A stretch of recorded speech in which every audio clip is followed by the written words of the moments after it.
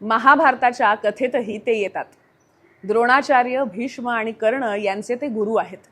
त्यांनी कर्णाला दिलेल्या शापाची गोष्ट आपल्याला ठाऊक आहे की कर्ण त्यांच्याकडे आपण ब्राह्मण आहोत असं सांगून शिकत होता. पण गुरु त्याच्या मांडीत झोपलेले असता, म्हणजे कर्णाच्या मांडीत झोपलेले असता भुंगा मांडी पोखरू लागला तरी गुरुची झोपमोड होऊ नये म्हणून कर्णाने ते सहन केलं. पुढे जाग आल्यावर परशुरामांना हे कळलं. त्यांना त्याचं कौतुक वाटलं, पण हे एवढं धाडस हे क्षात्र तेजाचं प्रतीक आहे असं वाटून त्यांना शंका आली की याने खोटी ओळख सांगितली आहे का. कर्णाने आपण ओळख दडवल्याचं मान्य केलं आणि परशुरामांनी त्याला शाप दिला की ऐन युद्धात तुला या विद्येचा विसर पडेल. दरवेळी ही गोष्ट ऐकताना कर्णाविषयी खरंच फार वाईट वाटतं.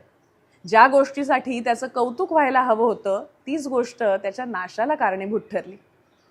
महाभारतातल्या या गोष्टीतून आणखीही एक गोष्ट कळते की आपण ऐकलेलं असतं की परशुरामाने 21 वेळा पृथ्वी क्षत्रिय रहित केली. पण महाभारतात तर ते भीष्माचे गुरु आहेत, म्हणजे क्षत्रियांनाही ते विद्यादान करतात. याचा अर्थ त्यांचा क्षत्रियांवरचा राग नंतर कमी झाला असं म्हणायचं का.